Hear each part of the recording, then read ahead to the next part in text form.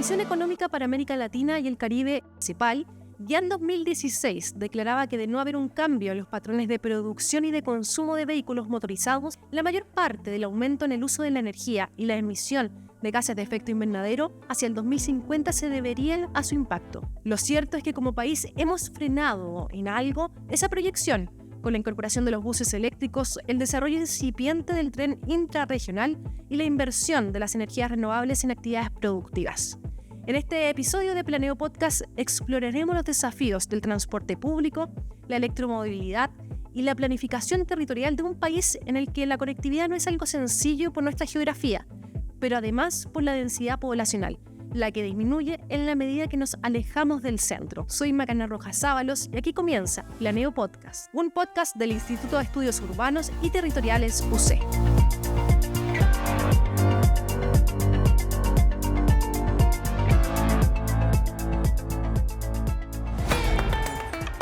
Ya estamos comenzando este nuevo episodio de Planeo Podcast, Territorios Conectados, y justamente para abordar los desafíos del transporte público y la conectividad de un territorio tan particular como el nuestro.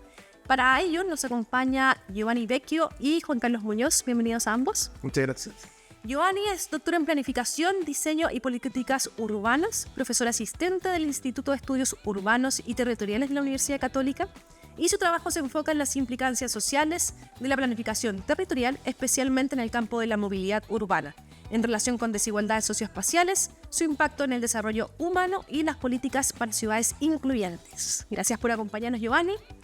Ministro Juan Carlos Muñoz, doctor en Ingeniería Civil y Ambiental, académico de la Católica, donde dirigió el Centro de Desarrollo Urbano Sustentable, CEDEUS, por 6 años.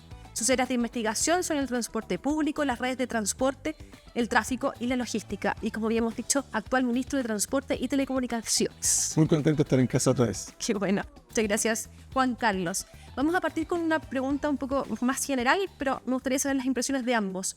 ¿Cuáles son las posibles implicancias sociales de un transporte público que sea más accesible y también más sostenible, en términos quizás de la calidad de vida de las personas, ministro?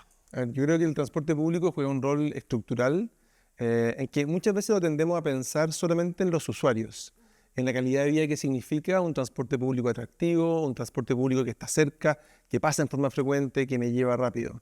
Y eso es parte importante de por qué fomentamos el transporte público. Pero un trasfondo que también tiene el transporte público es porque nos ayuda a ser mejor ciudad.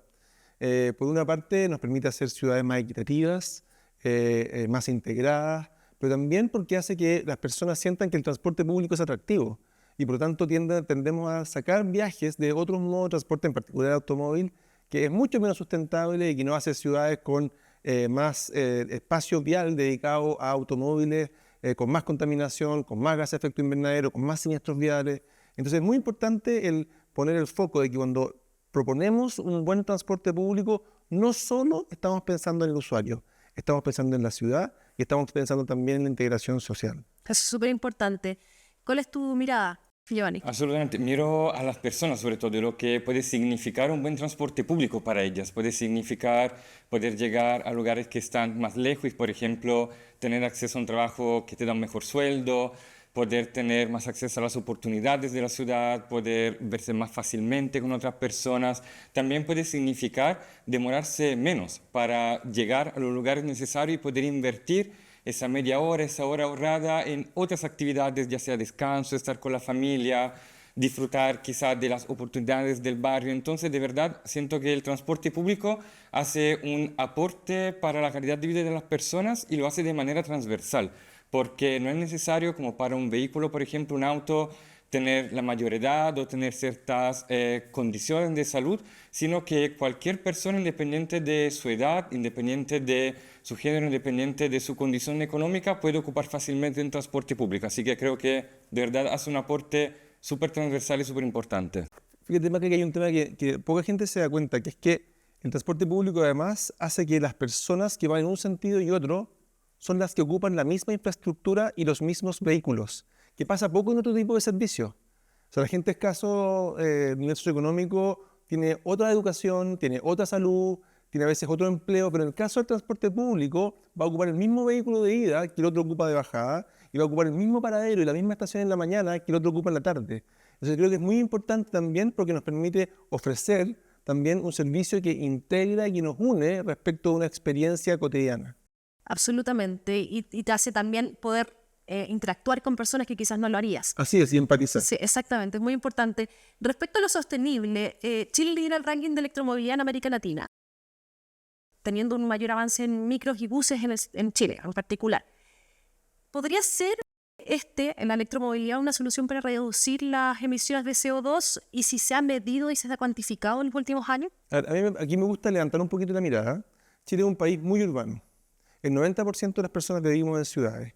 Y el transporte es responsable en el país de como un 25% de las emisiones de carbono, creciendo un 7%. O sea, cuando estamos pensando en ser carbono neutrales, el transporte queda como bien al debe. Entonces, cuando uno dice ya, bajemos las emisiones del transporte, es muy fácil decir electromovilidad. Y es parte de lo que estamos haciendo, pero creo que es importante levantar un poquito la mirada y decir, a ver, las emisiones de una ciudad, ¿de qué dependen?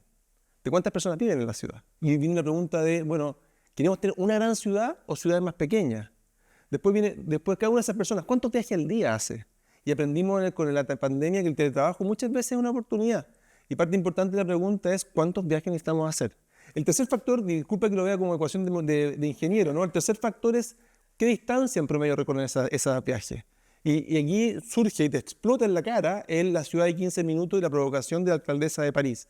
Y nosotros estamos tan lejos de eso. Entonces, tal vez antes de preguntarnos de la electromovilidad, tendríamos que preguntarnos cómo organizamos la ciudad para que las actividades estén más cerca, porque si están más cerca, la gente va a preferir modos que son más sustentables, que necesitan menos energía, que es mi cuarto factor.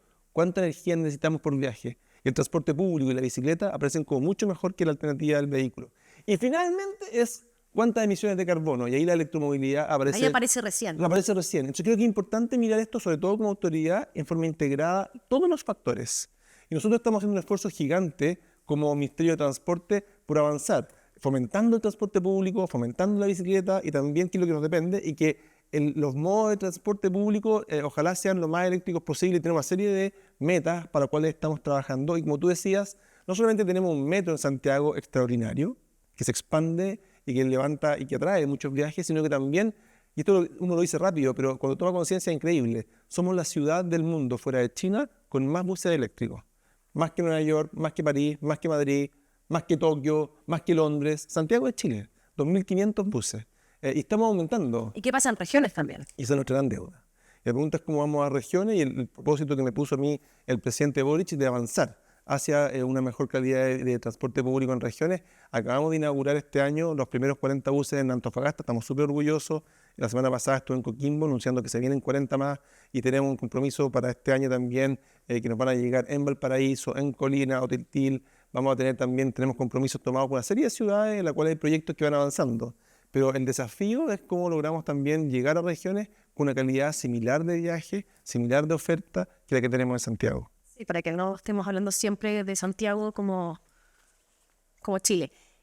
Giovanni, y al respecto, ¿cómo ves tú lo de la electromovilidad? Creo que es interesante no solo que la electromovilidad nos permite tener transporte público menos contaminante, sino que también hace el transporte público más atractivo. Estamos desarrollando un proyecto de investigación sobre mujeres y electromovilidad liderado por Carolina Rojas, y con una encuesta vimos que se tienden a apreciar más los buses eléctricos, probablemente porque son más nuevos, menos contaminantes, menos ruidosos, más cómodos. Pero interesante que no solo quizá los buses contaminen menos, sino que quizá gracias a ellos más personas se pueden ver motivadas a utilizarlos, a dejar su vehículo, a dejar algún otro modo de transporte más contaminante, y así se estaría aportando entonces una movilidad más sostenible, también gracias al nuevo atractivo que estaría ganando el transporte público y que muchas veces había estado de alguna manera perdiendo por distintas razones. Y también más inclusivo, finalmente. Finalmente sí, porque efectivamente diferentes usuarios, sobre todo los que muchas veces tienen menos acceso al auto por su condición socioeconómica, por donde viven, a veces por el género también, porque muchas veces es el jefe de hogar el que se lleva el auto para ir al trabajo y deja que la esposa, los hijos tengan que arreglársela, digamos, con lo que queda, pero termina dando entonces la electromovilidad una mejor experiencia de movilidad, más cómoda, más segura, más agradable, de manera más transversal a distintos grupos de la población. En otros episodios hemos hablado, y que los quiero cambiar un poquito de tema, de cómo hacer ciudades más equitativas, a raíz de la última pregunta que te hacía. ¿Qué tenemos que hacer para que el transporte público sea parte del cambio en el fondo? ¿Cómo tendríamos que cambiar el transporte público para que sea parte de una ciudad más equitativa? Esa igualdad, esas ganas por una ciudad más integrada, más equitativa, yo creo que el transporte público aparece como un muy buen instrumento. Lo decía hace unos minutos, el mismo metro que la persona que baja del oriente al poniente ocupa en la mañana, el mismo servicio que los del poniente están ocupando en la dirección contraria, con las mismas estaciones, las mismas paradas. Cuando hablamos, por ejemplo, de los buses eléctricos, hoy día ya tenemos 2.500 y están en toda la ciudad. Estamos avanzando y queremos que a finales de este gobierno ya más de la mitad de los buses sean eléctricos y que estén distribuidos, ¿verdad?, en toda la ciudad.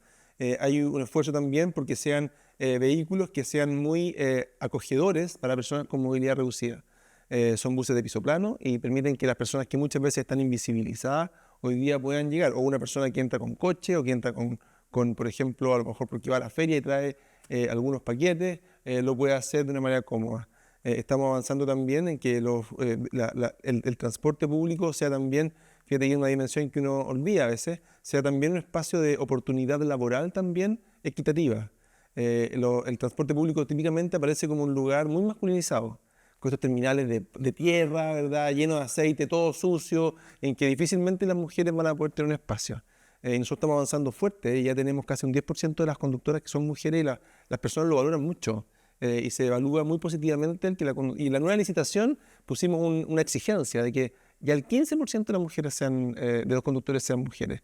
Creemos que es una oportunidad extraordinaria además para poder brindar empleo a personas que típicamente viven en la periferia de la ciudad, que están lejos de la oportunidad de trabajo y que probablemente viajar a una oportunidad de empleo lo hace incompatible con otras responsabilidades en su hogar. Entonces, creo que el transporte público también aparece no solamente como un espacio equitativo en materia del nivel de servicio para los usuarios, que es muy importante, sino que también como un espacio, sí, porque muchas veces está puesto en lugares geográficos de la ciudad que son compatibles con una ciudad más integrada, sobre todo en materia de género. Y Giovanni, para tener ciudades quizás más equitativas, ¿podrías agregar algo o disentir un poco con lo que dijo el ministro sobre qué habría que hacer, qué cambios tendríamos que tener en el transporte público para lograr eso? Bueno, que muchas veces el transporte ha estado corriendo detrás de la ciudad. La ciudad ha crecido sin mucha planificación o con una planificación que no ha tomado en cuenta el transporte, y esto no es un problema solo de Chile, es un problema de Italia, de España, de Estados Unidos, para qué decirlo, es un problema mundial.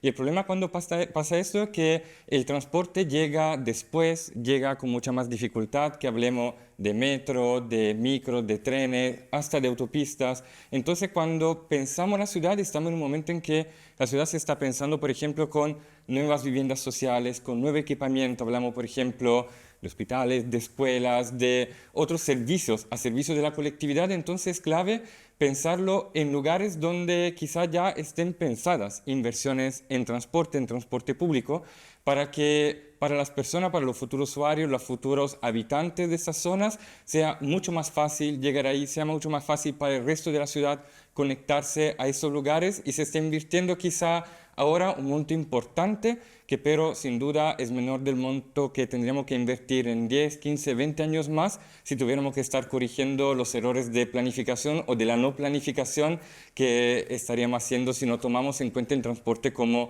un jugador fundamental para hacer ciudades más incluyentes. Eso es importante porque Chile, bueno, en general, tú lo decías, todas las ciudades del mundo, ¿no? La planificación no ha sido algo que ha estado en la ecuación desde el inicio, ya hemos tenido que improvisar, y el tema de la sustentabilidad y la desigualdad parece algo que hay que corregir sobre la marcha. No, el punto que levanta Giovanni me parece de la mayor importancia. O sea, efectivamente el transporte público normalmente tiene que ir corrigiendo esa ciudad insustentable en vez de ser protagonista de esa ciudad sustentable que uno va construyendo al mismo tiempo que va desarrollando la ciudad. Hoy día tenemos un Santiago que es elocuente, o sea, un centro de actividades que se ha ido desplazando lentamente hacia el oriente, y lo que hace que a lo mejor personas que tenían una determinada residencia, que antes tenías el trabajo a 15, 20 minutos, hoy día la casa es la misma, sin embargo las oportunidades laborales están mucho más lejos. Es terrible porque hace que esas personas cada vez el transporte público o la bicicleta se vuelva menos interesante, menos atractivo, y para el transporte público es mucho más complejo porque las distancias de viaje son más largas. Entonces el mismo transporte que antes te servía para mover a la gente, ahora resulta que sin que nada haya cambiado, como la gente viaja más distancias más largas, todo se vuelve más apretado, más largo, más incómodo, menos atractivo. Yo aplaudo que recientemente el Metro anunció, por ejemplo, con la Comuna de Independencia, el poder llevar adelante parte de su desarrollo inmobiliario de vivienda social en la cercanía de estaciones de metro en un complejo habitacional que está pensado en forma integrada. Recientemente el ministro de Vivienda me invitó, estábamos en Chillán, a la inauguración de un complejo habitacional y la verdad que mi reacción fue terminar la actividad y tomarme la micro y decir, a ver, bueno, ¿y esta gente cómo va a llegar al centro de la ciudad? Estamos en la periferia, como siempre, muchas veces se construyen los complejos habitacionales de vivienda social, tomar la micro, ir al centro y decir, bueno, ¿cuánto me demoro? ¿En qué condiciones? ¿Qué oferta tenemos? Me parece de la mayor importancia. Creo que es clave y lo complicado de no hacerlo así y llegar tarde es que muchas veces llega entonces con personas que ya se compraron el auto, ya gastaron todo su ahorro en auto viejísimo para poder entrar a lo mejor en forma inadecuada a la ciudad, contaminando, congestionando y perdiste la oportunidad de poder decir, oiga, esta vivienda viene con transporte público en la esquina. Pero no es tan fácil desde el usuario, como lo dices tú, pero tampoco es tan fácil desde la coordinación interministerial. Tenemos el ejemplo de Bajo de Mena, que se posicionaba hace muchos años como un cono urbano, pero a la semana de la inauguración se dieron cuenta que no llegaba una micro, o que la micro llegaba solamente con un paradero y que era inviable finalmente. Efectivamente, aquí lo que uno necesita son una coordinación mucho más integrada entre los distintos actores. Estamos hablando acá principalmente de este caso de transporte, vivienda y urbanismo, seguramente obras públicas también, hay temas de energía, hay temas de medio ambiente. La verdad que el esfuerzo debe ser conjunto y por eso que nosotros le hemos dado harta importancia al Comicivit, este Comité Interministerial de Ciudad, Vivienda y Territorio, el Consejo Nacional de Desarrollo Territorial, nuestro director de Transporte Público Metropolitano. Son espacios donde permanentemente estamos buscando oportunidades de coordinación. En el caso de Bajos de Mena, evidentemente aparece como un desarrollo que tuvo tal vez una lista de todas las malas decisiones, probablemente el chequeo las cumples todas. Y en este caso ahora hay que ir y corregir. Nosotros estamos trabajando en una línea 9 del metro que justamente va a ir por Santa Rosa, va a pasar por La Pintana y va a tomar hacia Puente Alto pasando por Bajos de Mena. Por lo tanto, cuando esa línea se construya, la gente de Bajos de Mena va a tener dos salidas hacia el centro de Santiago. Una vía Puente Alto para tomar la línea 4 o la línea 9 directo hacia Santiago. Y destacar también que parte del esfuerzo que estamos haciendo es ir cubriendo de buena forma esos territorios que no contaban con buena conectividad, con nuevos servicios de transporte público y también con los mismos buses estándar red que corren en los sectores de alto ingreso. Entonces, de nuevo, el transporte público aparece como bien llevado, bien coordinado, bien planificado, como una forma de integración y de equidad social en la ciudad. Ahora, lo que no podemos corregir es que Bajos de Mena sigue estando 25 kilómetros al sur del centro de Santiago. O sea, eso no tenemos cómo corregirlo y eso es parte también de la preocupación que uno se hace de, ¿era necesario, no era mejor tal vez tener una ciudad más densa, más integrada o con oportunidades laborales más cerca donde las personas viven? Puedo poner, claro, oportunidades laborales cerca de Bajos de Mena, ¿no? Pero pareciera que sigue siendo centro de Santiago el punto más álgido en cuanto a oportunidad laboral. Cada vez menos, ahora cada vez más el sector oriente. Es terrible. Pero ahí tiene empresas desconnotadas que estaban ubicadas en el centro, que cierran y se van al sector oriente, con lo cual a esas personas que tenían su empleo en el centro de Santiago siguen viviendo donde mismo, pero su empleo está más lejos. Contra eso no hay mucho que hacer. Yo creo que hay mucho que hacer. Yo creo que hay mucho que hacer y como Estado tenemos que ser capaces de poder conducir las ciudades, conducir la planificación, incentivos tributarios, incentivos para poder instalarse a las empresas más cerca de lugares donde hay a lo mejor menos oportunidades laborales. Yo creo que tenemos que conducir la ciudad. Y la ciudad no conducida nos lleva a una ciudad que termina siendo tremendamente insustentable, tremendamente inequitativa, tremendamente injusta. O sea, si uno piensa en el estallido social, yo creo que esta pregunta está en el foco del estallido social, en el foco, en el centro de las personas. ¿Por qué muchas de ellas atentaron finalmente por un alza de la tarifa del transporte público? ¿Por qué fueron contra el transporte público? Porque probablemente la ciudad es una ciudad que, por las distancias que hay que recorrer, un metro que es el mejor de Latinoamérica, el mejor premio, un transporte público que tiene cada vez mejor estándar, cada vez mejores notas. Sin embargo, la gente manifestó su rabia justamente gatillado por un tema asociado al transporte público. Claramente. Acabamos de ver la inauguración del tren más rápido de Sudamérica, Santiago-Curicó, el primer recorrido que se va a lanzar. ¿Cuál fue la tarea de la descentralización? Está alineada con otros ministerios, un poco lo que te preguntaba recién, y también con políticas públicas de largo plazo, y que no sea algo que estamos viviendo justamente ahora. Es preocupante el tema de la descentralización, porque muchas veces parece como un slogan, o sea, ¿qué esfuerzos hacemos reales por descentralizar? Nosotros como ministerio, uno de los elementos que hemos tratado de avanzar, pensando en cuáles son ámbitos de nuestro ministerio que probablemente estarían mucho mejores manos dentro de los gobiernos regionales, son, por ejemplo, el control del tránsito. Y hemos avanzado y hemos dado pasos bien decididos en ir entregando las unidades de operativa de control de tránsito en aquello que tiene que ver con el control local a los gobiernos regionales. Yo creo que somos un ministerio que en ese sentido ha ido a la vanguardia. Y lo que tú mencionas respecto del ferrocarril aparece como un espacio de conectividad interregional, como de también al mismo tiempo de hacer que nuestras ciudades un poco más lejanas sientan más cerca unas de otras. Este tren es maravilloso, la verdad que es cierto, acabamos de salir con este tren desde Santiago a Curicó, pero el próximo mes vamos a estar en Talca. Espero que ya en abril, mayo vamos a estar en Chillán y yo creo que el tren está llamado a poder seguir conectando el país. Tenemos varios esfuerzos que están andando bien y que están dando buenos resultados. Por ejemplo, en Temuco, no solamente hacia la Autónoma Victoria, sino que también ahora Cajón, Padre Las Casas, Freire, Pitrufquén. Esta semana que pasó llegó el primer tren de pasajeros en 17 años a la región de los lagos. Y esperamos poder cerrar el gobierno este año, la verdad, con un servicio que vaya de Puerto Montt a Puerto Varas, pasando por Alerce y llegando a Yanquihue. Es decir, y así el tren Santiago a Tuco y Melipilla y Valparaíso. O sea, yo creo que el tren tiene esa gracia. Además, el tren se transforma en mucho más que un viaje, un panorama. Una experiencia. Es una experiencia, un panorama, y creo que aparece como una oportunidad maravillosa de ir recuperando también y de fomentando un modo más sustentable de poder movernos por el país. Y Giovanni, en cuanto a la descentralización y cómo también romper con estas desigualdades socioespaciales, ¿cómo ves tú la importancia de poder llegar hacia todo el territorio?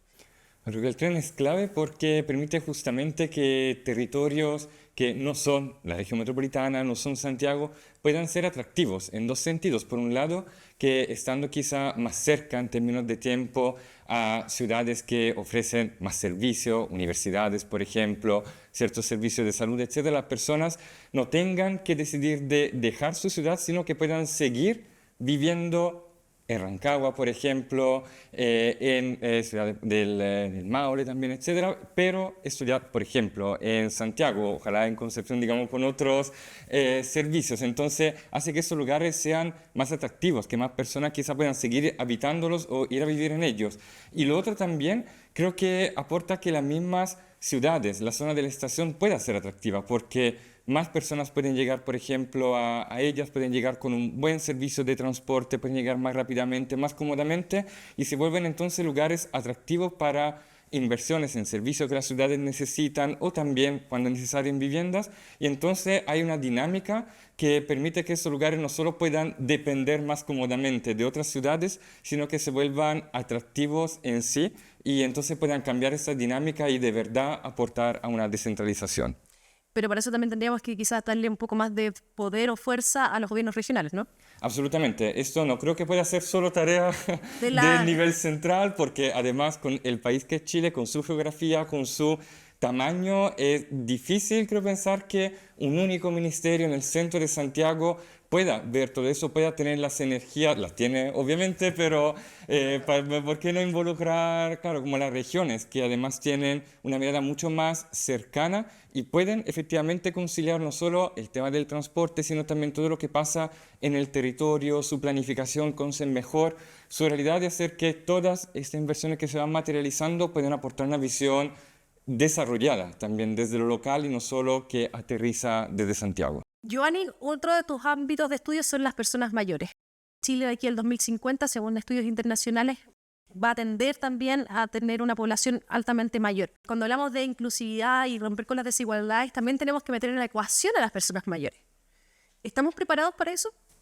Se han hecho algunos pasos, por ejemplo, las personas mayores tienen una tarifa reducida ahora para el transporte público, pero creo que se puede avanzar. Las personas mayores tienen un rol cada vez más protagónico en la sociedad, se hacen cargo del cuidado de familiares, son muy activos en sus comunidades como líderes comunitarios, como personas a cargo de asociaciones. Y el transporte público, por lo que pude ver en algunas investigaciones, es una herramienta clave, porque permite que esta persona pueda acceder a servicio más fácilmente, que se mantengan activas, pero hay que estar pensando, creo, en dos temas. Por un lado, cómo hacer que el transporte público siga manteniéndose atractivo, por ejemplo, en un escenario de crisis climática, porque si tenemos temperaturas como el día de hoy muy altas y tenemos que caminar a un paradero y no tenemos sombra, bueno, quizá vamos a decidir movernos en auto porque tenemos aire acondicionado, pero esto hace que nuestra movilidad no sea tan sostenible. Podemos mantenernos activos, pero que no sea sostenible desde la perspectiva del medio ambiente. Y lo otro, que tenemos muchas comunas, sobre todo rurales, que están perdiendo población. Los habitantes que se quedan son cada vez más ancianos, porque son los que se quedan ahí, y muchas veces hablamos de comunas que están aisladas o no tan bien conectadas con las comunas que sí ofrecen servicios que las personas necesitan para poder tener una buena calidad de vida. Entonces ahí tenemos un desafío que va quizá más allá de las personas mayores, para que estos lugares sigan conectados y sean atractivos no solo para una población que está envejeciendo, sino también para que los jóvenes, las familias, parejas jóvenes con hijos, etcétera, decidan quedarse ahí y no solo migrar hacia lugares que aparentemente les ofrecen mejores oportunidades. Como las grandes ciudades. Sí, un desafío interesante ahí, y lo vinculo con la otra rama de mi cartera, que es telecomunicaciones y la alfabetización digital. Muchos de los sistemas de transporte público que hoy día estamos ofreciendo estructuran parte de su oferta en torno a, por ejemplo, aplicaciones que te permiten saber cuándo viene el bus, a qué hora va a llegar, cuánto tiempo falta, cómo pagar, acceder a una tarifa de descuento. Entonces hay todo un proceso de alfabetización para personas que a lo mejor no cuentan con las competencias para poder sacar partido de todas esas oportunidades, que es clave. Yo creo que también es un ámbito en el cual tenemos que trabajar y tener a la vista, porque la verdad que uno, cuando planifica para el sistema de transporte, muchas veces se imagina que todas las personas son iguales y totalmente hábiles, con las mismas condiciones, cuando en verdad la diversidad es enorme. Las personas con discapacidad, las personas que tienen que llevar, que están haciendo labores de cuidado y por lo tanto tienen que llevar a terceros, o las personas que no tienen la capacidad, ya sea financiera o de habilidades tecnológicas. Es fundamental que podamos incorporarlo en nuestra planificación, de modo que sea realmente un servicio inclusivo para todos. Sí, y hay que trabajar en forma robusta para abarcar todas esas áreas. Es un gran desafío. No es menor. En eso están. Ministro Juan Carlos Muñoz, Giovanni Vecchio, muchísimas gracias por acompañarme el día de hoy en este episodio de Territorios Conectados, aquí en Podcast Creo. Muchas gracias. Muchas gracias. Gracias a ustedes, y nosotros nos volvemos a encontrar en un próximo episodio.